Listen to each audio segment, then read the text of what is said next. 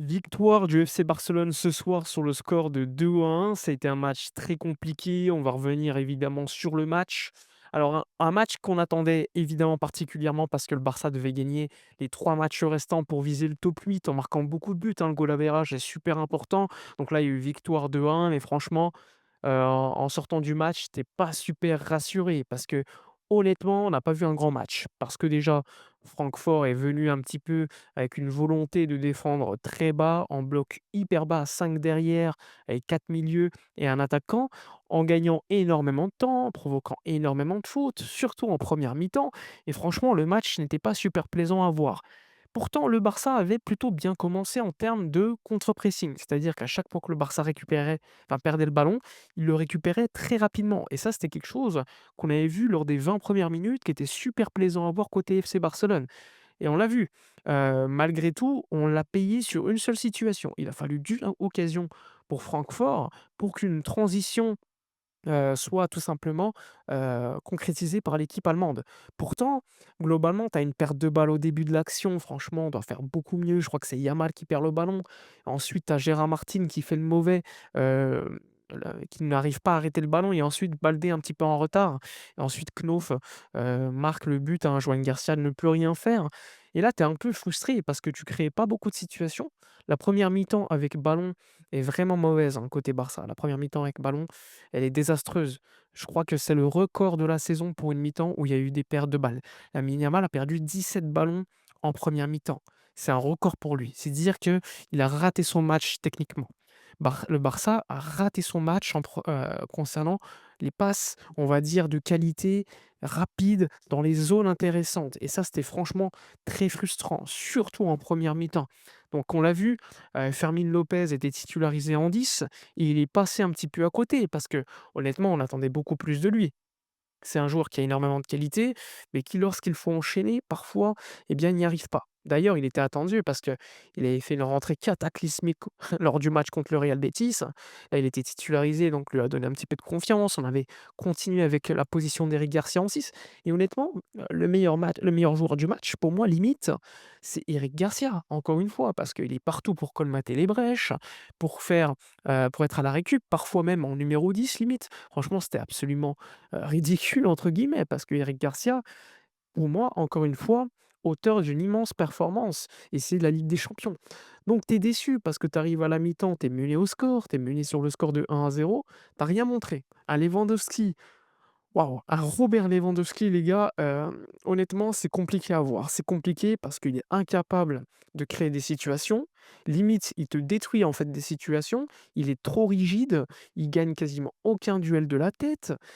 Son jeu dos au but est devenu catastrophique.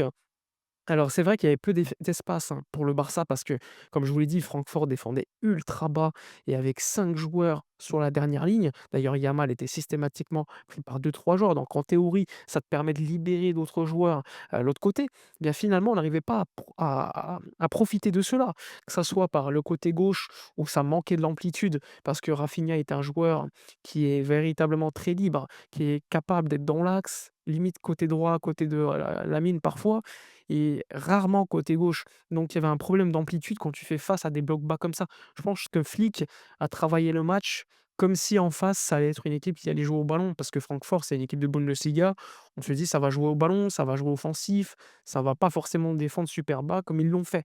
Finalement, c'est ce qu'ils ont fait et donc on manquait énormément d'amplitude sur le côté gauche et c'est pour cela que d'ailleurs à la mi-temps, Flick corrige, hein. Il fait rentrer Rashford directement. Fermin sort, Fermin qui a raté sa première mi-temps malheureusement et donc Rashford, par sa seule présence, va ramener de l'amplitude. Il va coller la ligne du côté gauche. Yamal va coller la ligne du côté droit et tu as Lewandowski dans l'axe. Et un Lewandowski, les gars, mais le match qu'il fait là, c'est effrayant.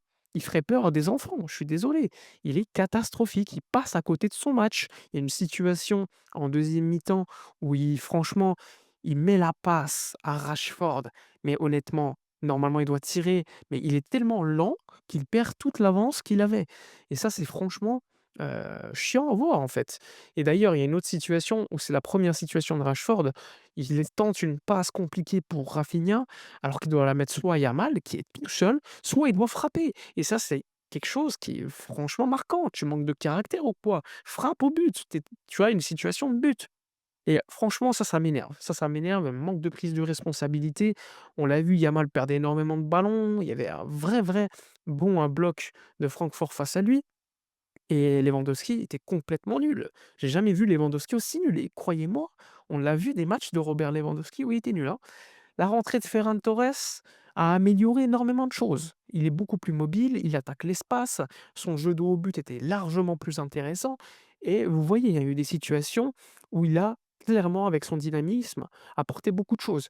D'ailleurs, la rentrée de Frenkie de Jong en numéro 10, à la place de Rafinha à la 65e minute, a également apporté parce que de Jong allait au charbon, de Jong pressait, récupérait des ballons et essayait d'organiser le jeu alors qu'il était 10.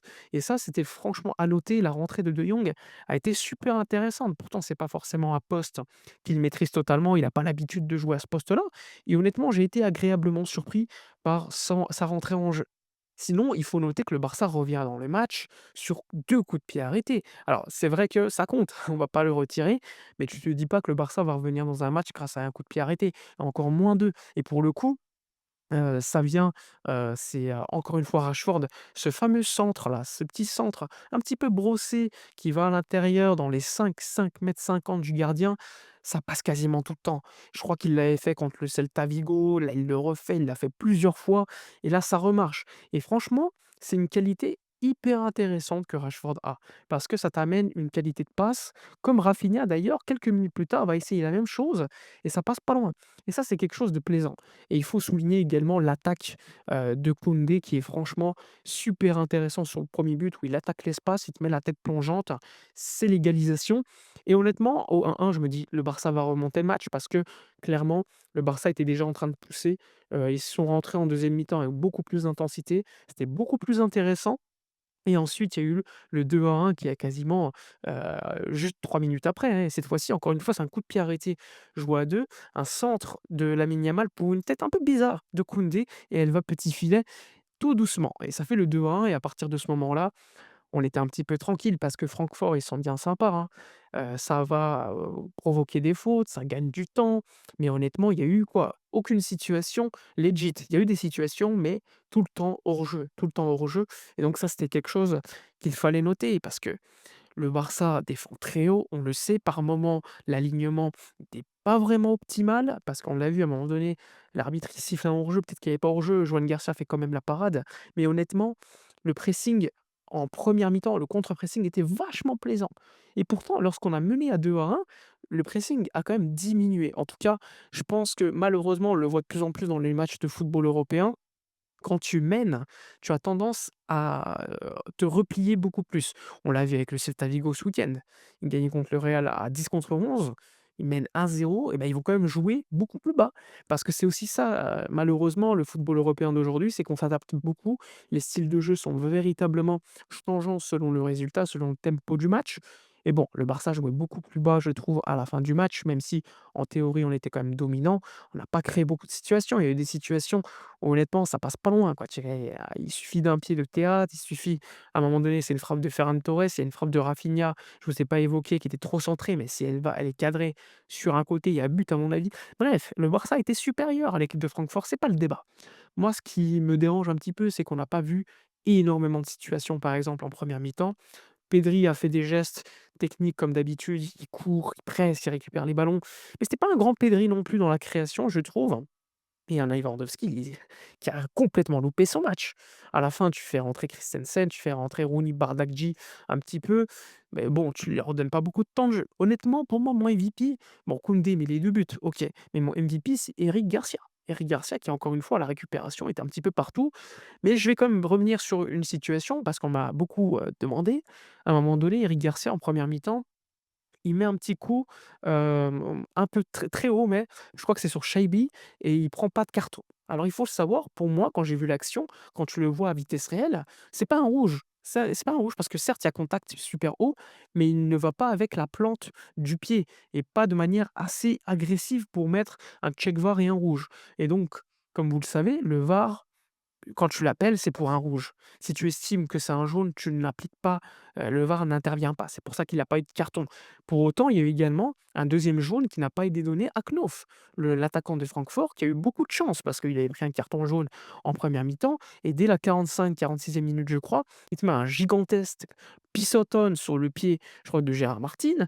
C'est normalement c'est deuxième carton jaune, hein, et ça, il y a pas eu également. Donc l'arbitre s'est peut-être trompé sur ces 2 actions. En tout cas, à mon avis, j'aurais pas mis check VAR ni rouge d'ailleurs, il y a pas eu, check VAR ni rouge.